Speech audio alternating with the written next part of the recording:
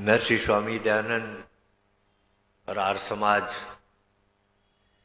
से जुड़ना भी हमारे लिए एक सौभाग्य की बात है कि हम आज के वातावरण में जहाँ इतनी बड़ी संख्या अन्य विचारधाराओं से जुड़ी हुई है, अन्य संस्थाओं से जुड़ी हुई है, वहाँ हम और आप सब लोग जो है वो आर्य समाज के करीब हैं, आर्य समाज की विचारधारा सिद्धांतों को समझते हैं, उसमें भाग लेते हैं। हमारे डॉक्टर भवानीलाल भारतीय जी ने एक पुस्तक लिखी है महर्षि स्वामी दयानंद का जीवन चरित्र। उसका नाम है नव जागरण के प्रोधा। और इसकी एक ऐतिहासिक पृष्ठभूमि है कि जब अजमेर में स्वामी जी की निर्वाण शताब्दी मनाई गई थी, तब उस समय इंदिरा गांधी प्रधानमंत्री थी। तब इस पुस्तक का विमोचन वहां उसने किया था। ये एक शोध ग्रंथ है और जो हमारे पढ़े लिखे बच्चे हैं थोड़ा सा आजकल के, तो उनको एक किताब स्वामी जी का जीवन चरित्र पढ़ना चाहिए, क्योंकि शोध ग्रंथ उसे कहते हैं जिसमें कोई बात सुनी सुनाई नहीं लिखी गई। जो बात लिखी जाती है उसका प्रमाण देना पड़ता है कि ये बात हम कहाँ से ले रहे हैं, क्यों ऐसा लिखा जा रहा है, तो एक वो प्रमाणिक ग्रंथ बन जाता है। तो इसीलिए ये ग्रंथ लिखे तो जीवन चरित्र बहुत लोगों ने हैं, पंडित लेखराम का भी है, पंडित देवेंद्र कुमार उपाध्याय का भी है, स्वामी सत्यानंद जी का भी है, लिखे हैं सबने, लेकिन उनमें और इसमें ये अंतर है। इसीलिए मैं जो है हमेशा विद्यार्थियों में, अध्यापकों के बीच में, या जो पढ़े लिखे थोड़े से शिक्षित वर्ग है, उसको प्रेरणा देता हूँ कि स्वामी जी का जीवन चरित्र तो पढ़ें। नव जागरण के प्रोधा, स्वामी दयानंद डॉक्टर भवानीलाल भारती ने इसको लिखा है।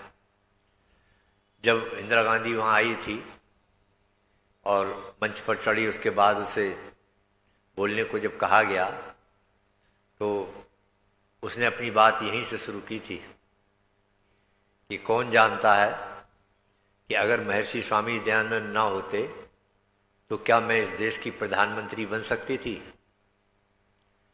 उसका कहने का अभिप्राय आप समझ गए होंगे। वहां भी लोग, जनता ने समझा क्योंकि वो विधवा थी, विडो थी। विधवा होने के कारण से आप जानो स्वामी जी के समकालीन उससे पहले क्या स्थिति थी विधवाओं की। इनका मुंह देखना भी अपराध समझा जाता था, पाप समझते थे लोग। और किसी भी मांगलिक कार्य में अगर ये उपस्थित हो जाएं, दिखाई दे जाएं, तो उसका विरोध होता था। ये स्थिति थी इनको लेकर। लेकिन इंदिरा गांधी ने ठीक ही याद किया कि स्वामी दयानंद के आगमन के बाद कितना बड़ा परिवर्तन हो गया कि इंदिरा गांधी जैसी महिला जो है देश की प्रधानमंत्री बन गई। और तमाम हमारे धार्मिक समारोह, जो धार्मिक कृत होते हैं, उनका उद्घाटन करने के लिए लोग बुलाते थे उसको। तो ये परिवर्तन तो इंदिरा गांधी ने इस जीवन चरित्र का उद्घाटन किया था। और भी बहुत सी बातें उसने महर्षि के स्मरण में रखी थी। तो इस किताब की भूमिका लिखी है स्वामी सत्यप्रकाश जी ने। स्वामी सत्यप्रकाश जी ने इस पुस्तक की भूमिका लिखी है। स्वामी सत्यप्रकाश जी कौन थे? ये एक बाद में संन्यास ले लिया था इन्होंने, लेकिन ये हमारे इलाहाबाद यूनिवर्सिटी के अंदर केमिस्ट्री के हेड ऑफ डिपार्टमेंट थे, एक वैज्ञानिक थे। और स्वामी सत्यप्रकाश जी का ही ये श्रेय जाता है कि उन्होंने ही जो वेदों का भाष्य है वो अंग्रेजी भाषा में करना शुरू किया। पहले नंबर पर स्वामी सत्यप्रकाश जी ने अंग्रेजी में वेदों का भाष्य किया। ये उनका परिचय रहा। सन्यासी थे, बहुत विद्वान थे, युक्ति युक्त उनकी किताबों में जो बातें लिखी गई हैं बहुत वैज्ञानिक तरीके से हर चीज़ की व्याख्या उन्होंने की है। उनके साहित्य को भी हमें पढ़ना चाहिए। आजकल के जो बच्चे हैं हमारे आधुनिक, इनके लिए बहुत उपयोगी है। तो उन्होंने उस भूमिका में एक बात लिखी है। भूमिका में ये लिखा कि आर्य समाज के बारे में कोई कहता है आर्य समाज समाज सुधारक संस्था है, कोई कहता है ये वेद प्रचारक करने के लिए स्वामी जी ने स्थापित की, कोई इसके बारे में कुछ बताता है, कोई कुछ बताता है। पर मेरी दृष्टि से अगर कोई पूछे कि मैं आर्य समाज को क्या मानता हूं, तो उन्होंने अपनी इस भूमिका में लिखा कि मेरी दृष्टि से आर्य समाज एक योग्यता है। क्या है, एक योग्यता है। और इस योग्यता को आप मतलब समझते हैं ना, जैसे MBBS का कोर्स है, उसको करने के बाद आदमी डॉक्टर बन जाता है। ऐसे एक इंजीनियर या वकील का LLB का लॉ का कोर्स है, उसको जब कर लेता है, पढ़ लेता है, तो वकील बन जाता है। ऐसे ही स्वामी जी लिखते हैं कि आर्य समाज भी एक योग्यता है। इसको जो पढ़ लेगा, इसको जो आचरण करेगा, तो वो जिस भूमिका में भी है वो बढ़िया तरीके से उस भूमिका को निभा सकता है। हमारे शेक्सपियर जो चिंतक हुए हैं, उन्होंने बहुत कविताएं लिखी हैं। उन्होंने भी संसार को क्या बताया है, एक नाटकशाला बताया है, ये कि नाटकशाला है ये। This is world is a stage. एक संसार जो है, एक नाटकशाला। All men and womens are merely players. उसमें लिखा कि इसने, ये संसार एक नाटकशाला है, इसमें सब औरत पुरुष मिलकर नाटक कर रहे हैं। अब नाटक में क्या होता है, नाटक में पात्र बनते हैं अलग अलग, लेकिन अंदर से वो कुछ और होते हैं और बाहर किसी और की भूमिका और निभा रहे होते हैं। लेकिन समाज उस भूमिका को सराहता है, जो उस समय जो नाटक के रूप में जो भूमिका निभा रहा होगा, तो वो उसकी सराहनीय भूमिका होगी अगर उसे ठीक से निभाता है। ऐसे ही यहाँ पर लिखा स्वामी सत्यप्रकाश जी ने कि आर्य समाज एक ऐसी योग्यता है कि एक पिता अगर इस आर्य समाज की योग्यता को अपना लेगा तो बढ़िया पिता बन जाएगा। एक माता अगर आर्य समाज की योग्यता को अपना लेगी तो बढ़िया माता बन जाएगी। एक पुत्र आर्य समाज की योग्यता को अपना लेगा तो बढ़िया पुत्र बन जाएगा। एक साधक अगर साधना करना चाहता है, बढ़िया साधक बनना चाहता है, तो आर्य समाज की योग्यता को अपना लेगा तो बढ़िया साधक बन जाएगा, है ना। एक भक्त अगर चाहता है कि ईश्वर में अच्छा भक्त बन जाऊं, तो आर्य समाज की योग्यता को अपना लेगा तो बढ़िया भक्त बन जाएगा। कहने का अभिप्राय यह है कि आर्य समाज एक ऐसा कोर्स है, आर्य समाज एक ऐसी योग्यता है कि सबके मतलब के लिए है। एक व्यापारी अच्छा व्यापारी बनना चाहता है तो भी आर्य समाज के गुणों को, उसके व्यापार संबंधी जो बातें लिखी हैं अपनाओगे तो उसमें उन्नति करोगे। तो वास्तव में ये आर्य समाज एक योग्यता है। हम और आप लोग किस्मत वाले हैं कि हम इस योग्यता के करीब पहुंच गए हैं। हम जो है समझ गए, जानकार हैं और सुनते हैं स्वामी दयानंद और ये सारे ग्रंथों को, चर्चाओं को, तो हमारा दृष्टिकोण जो है उसी के अनुरूप बनता चला जाता है। तो बहुत बड़ी उपलब्धि है, बहुत बड़ा श्रेय ये महर्षि स्वामी दयानंद को जाता है कि उन्होंने ये आर्य समाज के माध्यम से परमात्मा का जो ज्ञान है, वेद, उसको एक सिद्धांत रूप में, व्यवहारिक रूप में हमारे सामने उपस्थित कर दिया। अब ये हमारे ऊपर निर्भर करता है कि हम जिस भूमिका में हैं, जिस रूप में चाहते हैं, तो उसको उसके हिसाब से योग्यता ढूंढ लें हम, और उसके हिसाब से आचरण करेंगे तो निश्चित रूप से हमें लाभ होगा। मैं इससे शनिवार के दिन आपके समक्ष चर्चा की थी और मैंने योगीराज कृष्ण के जीवन के बारे में आपके सामने रखा था कि योगीराज कृष्ण जो हैं, उनको जन्मदिन क्यों मनाया जाता है, उनके अंदर क्या विशेषता है। महाभारत में तो बहुत पात्र हैं, तो उनके को लोग याद क्यों नहीं करते। तो उसका एक विश्लेषण, संक्षिप्त सा परिचय देते हुए अंत में हम यहाँ पहुँच गए थे कि चूंकि इन लोगों के जो आचरण हैं बाकी पात्रों के, वो वेद के अनुकूल नहीं रहे। इन्होंने कहीं ना कहीं वेद की आज्ञा का उल्लंघन किया और इसका परिणाम स्वरूप कि उनको कोई याद नहीं करता। अब योगीराज कृष्ण ऐसे व्यक्ति हैं, ऐसे महापुरुष हैं जिन्होंने वेदों की आज्ञा मानकर और पूरा अपना जीवन जिया, और उसी का परिणाम है कि आज उनको महापुरुष क्या लोगों ने भगवान तक मान लिया। तो मूल चीज घूम फिर कर वहीं आ जाती है कि जो वेद का ज्ञान है, ये है हमारे लिए महत्वपूर्ण। इसमें अब उसी ज्ञान के आधार पर योगीराज कृष्ण का एक बहुत ही महत्वपूर्ण पक्ष है जो हमारे जीवन के व्यवहार को सिखाता है और हमें प्रेरणा देता है। ठीक से हम शांति पूर्वक जीवन जी सकते हैं बिना किसी छीना झपटी के, और वो पक्ष है निष्काम कर्म का। निष्काम कर्म, आज गीता जो है सारी दुनिया में प्रसिद्ध हुई है, उसका कारण क्या है? यही विवेचन, इस विवेचन के कारण से प्रसिद्ध हुई है। दो महत्वपूर्ण तत्व गीता के हैं। एक तो उसमें यह बताया गया है कि जब कर्म करना अनिवार्य है, कर्म से तुम भाग नहीं सकते, तो फिर इसका बंधन पड़ता है, इससे हम कैसे मुक्त हों। एक तो ये पूरा विश्लेषण योगीराज कृष्ण ने हमारे सामने रखा है, जो कम से कम मुझे तो बहुत अच्छा लगता है, और उसमें आम आदमी के लिए ये बताया है कि हम जिस स्टेज पे चाहें तो उस कर्म के बंधन को काट सकते हैं। और अगर हम अज्ञानता के कारण से, उसका परिणाम होता है कि वो बंधन हमारे ऊपर जकड़ता चला जाता है, लेकिन वो स्वाभाविक नहीं है, वो काटा जा सकता है। तो वो योगीराज कृष्ण ने अर्जुन के माध्यम से हमें उपदेश दिया कि जब हम संसार में आते हैं, आंख खोलते हैं तो ये सारा नजारा हमें दिखाई देता है सृष्टि। तो इसी को लिख रहे हैं वो, ध्यायतो विषयान पुंसा संगस्ते सूप जायते। जब हमारी आंख खुलती है या संसार को हम देखते हैं तो हमारे सामने क्या है, ये प्रकृति के रूप दिखाई देते हैं। प्रकृति में बड़ा आकर्षण है, वेद ने इसीलिए कहा है सावधान रहना, इसमें बहुत आकर्षण, ये रूप बदल बदल कर हमारे सामने आती है और हमें भटका सकती है। इसीलिए वेद ने कहा हिरण्यमेन पात्रेण सत्यस्या पीतम मुखम, यानी जो प्रकृति है ये बाहर से, इसको जैसे कोई बर्तन हो, लोटा हो, गिलास हो, उसे बाहर से सोने से लेपन कर दें, उसको सोना चढ़ा दें उसके ऊपर, तो उसमें चमक आ जाती है। इतनी चमक आती है कि वो सबकी नजर वहां जाती है और आकर्षण का केंद्र बन जाता है। ठीक इसी प्रकार से प्रकृति में इतना आकर्षण है, इतने रूप बदल बदल के, कि ये जीवात्मा को भटका देती है। तो इसके भटकने से रोकने के लिए ज्ञान की आवश्यकता पड़ती है। जब ज्ञान की अगर ज्ञान है आप, तो हर स्तर पर आप बंधन को काट सकते हैं, ये समझा रहे हैं योगीराज कृष्ण। और बहुत महत्वपूर्ण चीज हमारी दिनचर्या का ये पार्ट बन सकता है।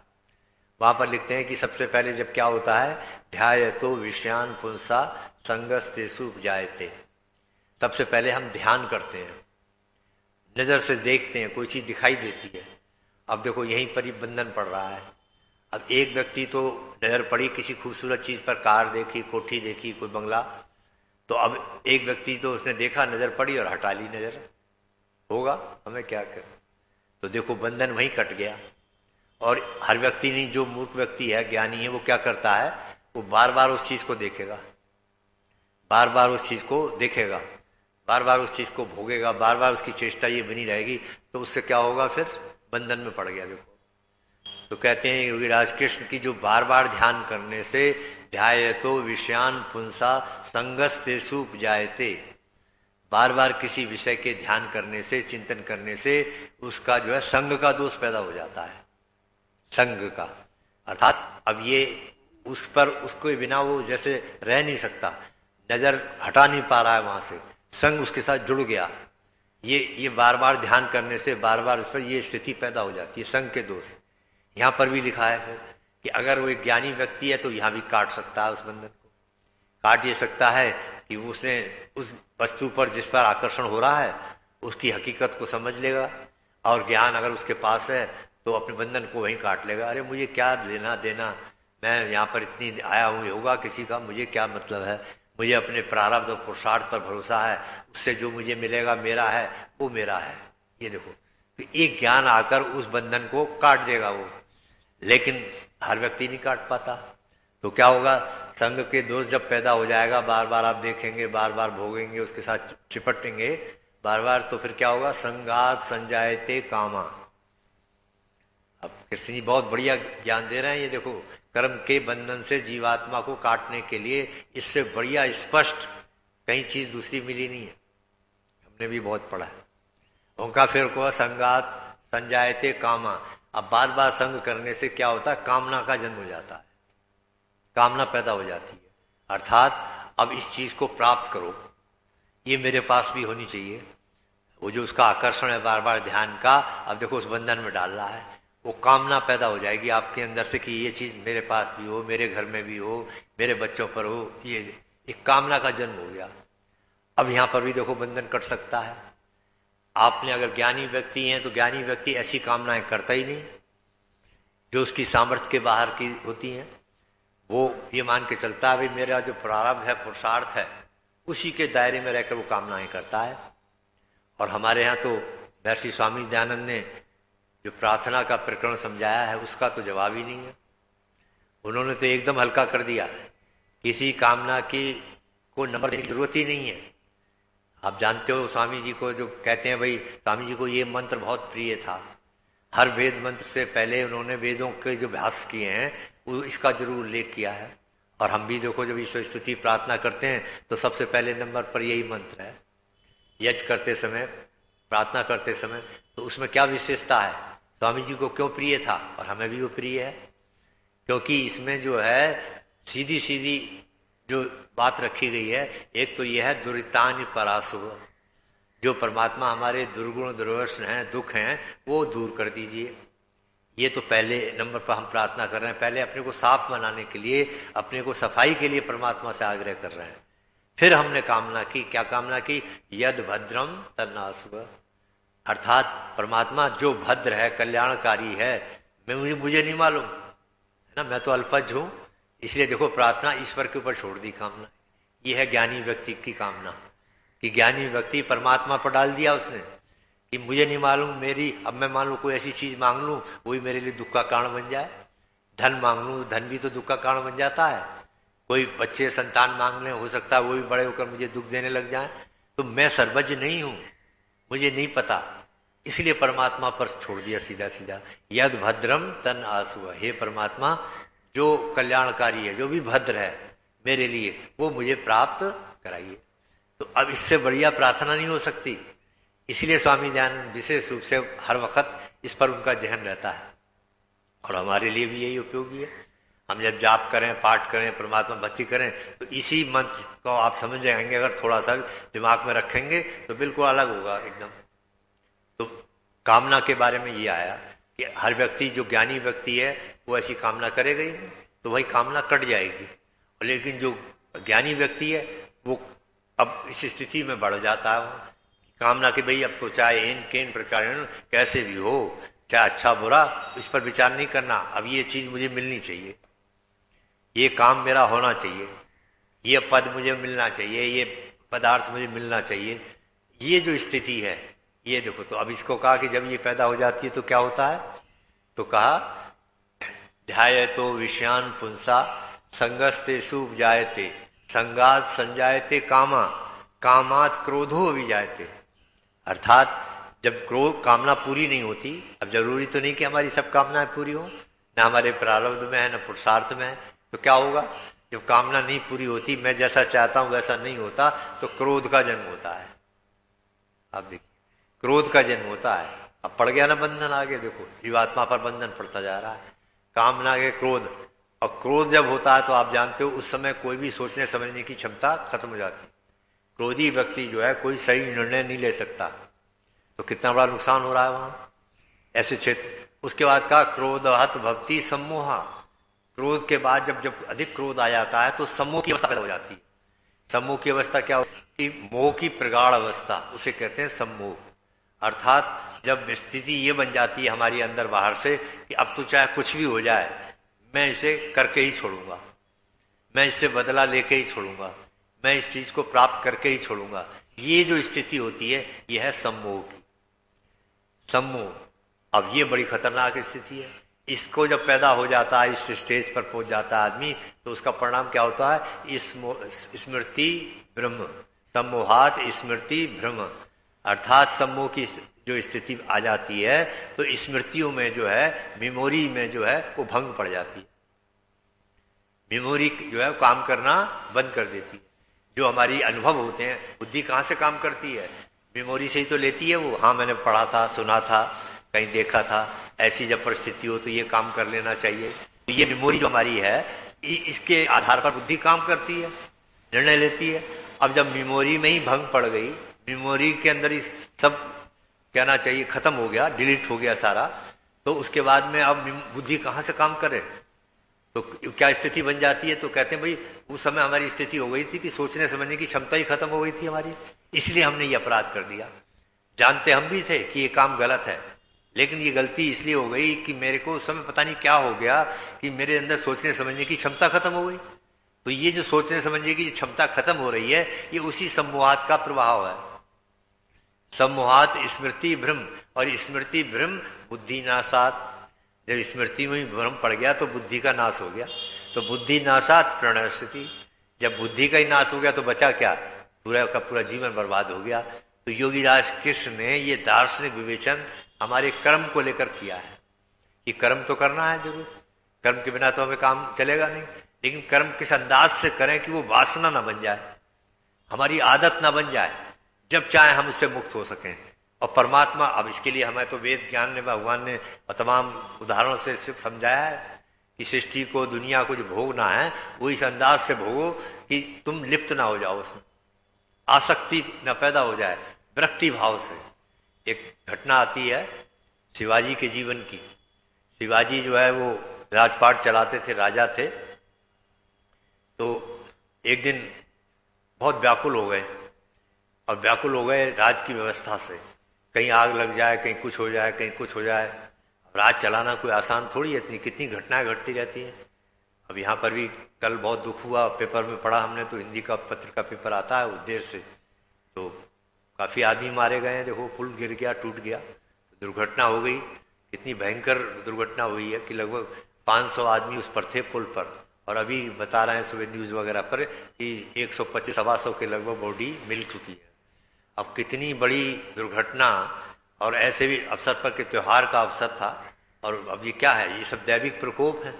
इसीलिए तो शांति शांति कहकर परमात्मा का सहारा लेना ही पड़ता है, बिना उसके बचा नहीं सकता। कई बार हम यही तो भूल कर रहे हैं, जो हमारी बार बार जो स्थिति आ रही है, हमारे साधन बहुत सीमित हैं, हम बहुत अल्पज्ञ हैं, इसीलिए हमें सर्वज्ञ का सहारा लेना पड़ता है, उसका हाथ पकड़ना पड़ता है, तभी इसी जीवन यात्रा से हम पार हो सकते हैं। तो शिवाजी के जीवन में भी यही व्याकुलता थी कि कहीं ये हो गया, कहीं वो हो गया। तो एक दिन बहुत दुखी होकर अपने गुरु के पास पहुंच गए, समर्थ गुरु रामदास के, और कहने लगे, गुरुजी मैं तो बहुत परेशान हूँ, रात को ठीक से सो भी नहीं पाता, नींद भी नहीं आ पाती, कहीं ये हो रहा है राज में, कहीं वो हो रहा है। तो गुरुजी ने थोड़ा समझा, समझ कर कहने लगे, शिवा लगता है तुम राजपाट से बहुत दुखी हो रहे हो। बोले हाँ महाराज मैं बहुत दुखी हूँ इसलिए। बोले पीछा छुड़ाना चाहते हो? बोले जी हाँ। बोले तो ऐसा करो, तो लाओ फिर मुझे दे दो ये। गुरुजी ने कहा लाओ मुझे दे दो। अब वहां कमंडल रखा था, उन्होंने कहा महाराज इससे बढ़िया सौभाग्य मेरा क्या होगा कि आप ले लें। तो गुरु थे उनके, उन्होंने जल देकर संकल्प करा के कहा जाओ आज से राजपाट मेरा हो गया। अब वो चल पड़े। जब चल पड़े तो अब पूछा गुरुजी ने, अब कहाँ जा रहे हो? बोले महाराज जा कर है, कुछ काम तो करना ही पड़ेगा, ये पेट है, भूख लगेगी, सब ये आवश्यकताएं, तो कर्म तो कुछ ना कुछ करना पड़ेगा, कर्म के बिना तो रह नहीं सकते। तब उन्होंने गुरुजी ने कहा कि जब काम ही अगर तुम्हें करना है तो मेरा ही काम करो ना। तो फिर हाथ जोड़कर खड़े हो गए, कहने बताए आपका ये तो मेरा सौभाग्य होगा कि आपकी सेवा करने मिल जाए। तो उन्होंने कहा जाओ मेरी तरफ से मेरे राजपाट को देखो। अब देखो मेरी तरफ से मेरे राजपाट को देखो। अब आ गए वो, अब गुरुजी की तरफ से गुरुजी का राजपाट मानकर चलाने लगे व्यवस्था। अब देखो दोनों दशाओं में काम एक सा ही कर रहे थे, पहले भी वो उसी राजपाट को चला रहे थे, अब भी उसी राजपाट को चला रहे हैं, पर भावनात्मक दृष्टि से फर्क हो गया उसमें। इसी फर्क को समझने की जरूरत है, यही अध्यात्म है।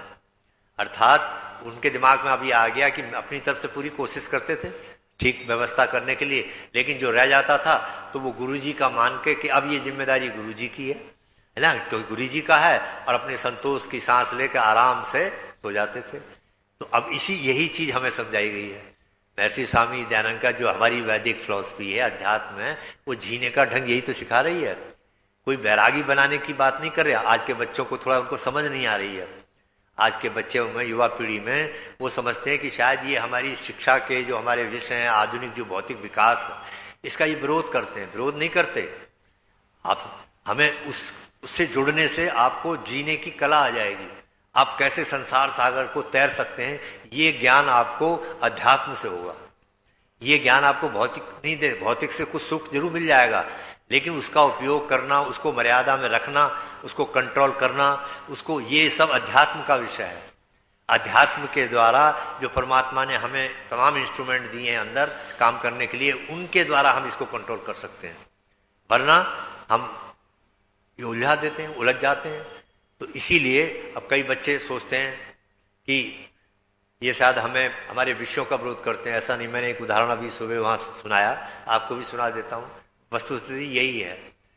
एक वैज्ञानिक था, वो विदेश से बहुत विषय पढ़कर आया, तमाम फिजिक्स, केमिस्ट्री, दुनिया भर के जूलॉजी, बॉटनी, आधुनिक आजकल के बच्चों की तरह सब विषय पढ़कर आया। उसके मन में विचार आया था कि भी चलो गांव देखा जाए, जहां हमारी जन्मभूमि में पैदा हुए उसको देखा जाए, चला जाए। और आ गए वहां। संयोग से उसके गांव में जो जाने के लिए जो रास्ता था उसमें बहुत बड़ी एक नदी पड़ती थी, और उस नदी को पार करने का पुल नहीं था, केवल नाव से उसको पार करते थे, नाव में बैठकर पार करते थे। शाम का समय हो गया, कोई सवारी नहीं थी। संयोग की बात कि गांव वो जो मल्लाह था, नाविक, और वही वैज्ञानिक, वो दो ही थे उस नाव पर। उन्होंने कहा चलो साहब मुझे उस गांव में अपने छोड़ दो। दोनों जब चल पड़े, नाव चल पड़ी, नदी बहुत लंबी थी, और उस वैज्ञानिक ने के मन में विचार आया कि कुछ इससे परिचय प्राप्त किया जाए। उसका नाम वाम पूछा मल्लाह का, और बाद में उसी चर्चा में कहने लगा, भाई एक बात बताओ, तुमने फिजिक्स पढ़ी है? उससे कहा तुमने फिजिक्स पढ़ी है? अब वो जो मल्लाह था वो उसकी तरफ देखने लगा, भाई ये क्या पूछ रहा है, फिजिक्स क्या चीज होती है? तो उसने हिंदी में अनुवाद कर दिया उसका कि भौतिक विज्ञान पढ़ा है। तो वो कहने लगा, महाराज आप पढ़ने की बात कर रहे हो, मैंने तो नाम पहली बार सुना है कि भौतिक विज्ञान कोई चीज होती है। तो वैज्ञानिक ने कहा, अरे तुमने भौतिक विज्ञान नहीं पढ़ा, फिजिक्स नहीं पढ़ी, इसका मतलब है तुम्हारे जीवन का 1/4 भाग बेकार चला गया। 1/4 भाग रुपए में 4 आने भर बेकार चला गया। अब वो मल्लाह सोचने लगा होगी कोई चीज, फिर वो अपना आगे बढ़ने लगा। फिर उसने थोड़ी दूर बाद पूछा, अच्छा एक बात बताओ, फिजिक्स पढ़ी है कि नहीं? केमिस्ट्री तो पढ़ी होगी। उसका वही जवाब था, महाराज केमिस्ट्री पढ़ने की मैं तो पहली बार नाम सुन रहा हूं कि केमिस्ट्री रसायन शास्त्र कोई विषय होता है। बोले नहीं पढ़ा? बोले नहीं। बोले तुम्हारे जीवन का 1/2 भाग बेकार चला गया। बहरहाल उसने ऐसी तमाम आधुनिक विषय पूछे, लंबी चर्चा न करके समय नहीं इजाजत दे रहा, आधुनिक विषय पूछे, और अंत में उस वैज्ञानिक ने उस मल्लाह के लिए घोषणा कर दी कि तुमने तुम्हारे जीवन का, तुमने ना ये जूलॉजी पढ़ी, अंग्रेजी पढ़ी, ना ये पढ़ा, तो 3/4 भाग बेकार हो गया, रुपए में 12 भर अने बेकार चला गया। अब ऐसी स्थिति में आप जानते हो, मल्लाह भी सोचने लगा, क्या क्या होता है, आदमी सोचता है, भाग्य को कोसता है कि मेरे भाग में देखो नहीं था पढ़ना, इतना महत्वपूर्ण चीजें छूट गई। या माता पिता को कोसते हैं कि मेरे माँ बाप ने मुझे नहीं पढ़ाया। ये स्थिति आती, कुछ ईश्वर की तरफ भी ध्यान जाता है कुछ लोगों का। मल्लाह भी यही सोच में डूब गया कि भाई मेरी किस्मत में नहीं था देखो इतनी महत्वपूर्ण, और मेरे जीवन का 3/4 भाग बेकार चला गया। तभी क्या हुआ कि वो नाव जो आगे बढ़ा रहा था, बढ़ाते बढ़ाते नाव जब बीच से आगे निकली तो भंवर होती है जब पानी घूमता है, उस भंवर में नाव फंस गई। भंवर में जब नाव फंस गई तो नाव भी घूमने लगी। अब मल्लाह के लिए तो कोई नई बात थी नहीं, वो तो रोज का उसका काम था, रोज निकालता था पैदल। लेकिन उस समय उस मल्लाह के मन में विचार आ गया, एक कहने लगा, सोचने लेने लगा, यार इसने वैज्ञानिक ने तो तुझसे बड़ा पूछ डाला कि फिजिक्स पढ़ी है, केमिस्ट्री पढ़ी है, ये तू भी तो कुछ पूछ। तो वो कहते हैं ना कई बार अनपढ़, किसी भी मन में विचार किसी की बकौती नहीं है, वो उसके मन में आ गया। उसने उस वैज्ञानिक से पूछा कि वैज्ञानिक महोदय आप तो बहुत विषय पढ़कर आए हो, लग रहा बड़ा योग्यता हासिल करके आए हो, तो और मैंने तो भाई ये सब पढ़े नहीं, तो मेरे जीवन का तो 3/4 भाग बेकार चला गया। पर एक बात बताओ, तुमने तैरने की विद्या सीखी है कि नहीं? उस मल्लाह ने पूछा उस वैज्ञानिक से कि तुम्हें तैरना आता है कि नहीं, तैरने की विद्या सीखी है कि नहीं? अब वो वैज्ञानिक सोच में पड़ गया, बोले मेरा तो कभी ध्यान ही नहीं गया था कि जीवन में कभी तैरने की भी जरूरत पड़ेगी। तो उन्होंने कहा सुनो, फिर मेरे ये विषय न पढ़ने के कारण से जीवन का 3/4 भाग बेकार गया, लेकिन लगता ऐसा है कि तुम्हें तैरने की विद्या नहीं सीखी, इसलिए तुम्हारा पूरे का पूरा समाप्त होने वाला है। वस्तुतः स्थिति यही है हमारी आज की शिक्षा दीक्षा का जो प्रभाव है वो ये ठीक है, लेकिन जो अगर उन बच्चों में यही तो कमी आ रही है कि उन्हें जीवन कैसे जीना है, जमीन पर कैसे चलना है, कैसे आपसी व्यवहार करना है, ये योग्यता नहीं आ रही। पढ़ाई बहुत है, IQ बहुत अच्छे बच्चों में आ रही है तमाम, आज ऐसे ऐसे इंस्ट्रूमेंट ये आ गए हैं जिनको हम नहीं जानते, वो बच्चे समझ रहे हैं। तो लेकिन वही बात है कि धरती पर कैसे जिए, कैसे हमारे व्यवहार आपस में हो, उसमें कमी आ गई। आज हमारे घरों में ऐसे बेटे बहुए हैं कि जब हम बीमार होते हैं तो 2000 का नोट निकालते हैं, बिस्तर पर रख देते हैं, कहते हैं लो ये ड्राइवर के साथ चले जाना, दवाई ले आना, या कहीं भी काम है ना। लेकिन इस अंतर को समझने वालों की कमी हो रही है आज कि अपने माता पिता को, जो बुजुर्ग हैं घर में, अगर उनको खुद जो ब्लड रिलेशन में जो बहू बेटा सेवा करते हैं, एक गिलास पानी पिलाते हैं या दवाई लाकर थोड़ी देर पास में आकर बैठ जाते हैं, उसका जो भावनात्मक प्रभाव है वो एक सेवक के द्वारा नहीं पूरा किया जा सकता। वो चीज अलग है, वो आप पैसे से उस चीज को करके करना चाहते हो, पर वो जो पहलू था उसकी कमी आ गई। क्यों कमी आ गई? क्योंकि अध्यात्म से कट गया समझ। आज हमारे बच्चे जो हैं वो अध्यात्म का जो क्षेत्र है वो उन तक नहीं पहुंच पा रहा कि अध्यात्म का हमारे व्यवहारिक जीवन में क्या प्रभाव है। और इसीलिए उस मर्यादा, क्योंकि भौतिक बात को जो मर्यादित करता है वो अध्यात्म करता है। आप समझ ना, जैसे हमारी गाड़ी होती है स्कूटर, उसमें ब्रेक होता है, ब्रेक की भूमिका निभाता है, ब्रेक जो है वो भूमिका निभाता है। अध्यात्म भी वही भूमिका निभाता है जीवन के अंदर। जिस परिवार में, जिस व्यक्ति के जीवन में अध्यात्म थोड़ा सा जुड़ा होता है, अध्यात्म से अभिप्राय क्या है? अर्थात जो ईश्वर है, जो चेतन सत्ताएं दो है ना, जो उनकी भी उपासना करता है, जो उनके साथ भी उनका ज्ञान प्राप्त करता है। केवल जड़ प्रकृति के ही अनुसंधान में नहीं लगा रहता तो ये समस्या नहीं होगी और घरों में ठीक ठाक चलेगा। तो स्वामी दयानंद दोनों प्रकार की उन्नति की कामना करते हैं और आर्य समाज के सिलेबस में ये दोनों प्रकार की उन्नति हमारे लिए दरवाजा खुला हुआ है। अब ये हमारे ऊपर निर्भर करता है कि हम इससे कितना लाभ उठा पाएं और कितना जीवन में अपनाएं। तो इन्हीं शब्दों के साथ बहुत अच्छे से 1 महीना लगभग बीता, आपका प्यार इसने मिला। मैं भी अपनी ओर से आप सबको बहुत बहुत शुभकामनाएं देता हूँ। प्रभु से प्रार्थना करता हूँ प्रभु आप स्वस्थ रहें और इसी प्रकार से प्रसन्नता और उत्साह के साथ ये महर्षि स्वामी दयानंद के कार्य को अपने जीवन भर आगे बढ़ाते रहें, इसमें लगे रहें। ये बहुत बड़ा काम है और ईश्वर का काम है, निश्चित रूप से इसके आप फलदायी होंगे, ऐसी मैं कामना करता हूँ। और अंत में फिर से आपका बहुत बहुत धन्यवाद देते हुए ओम शम।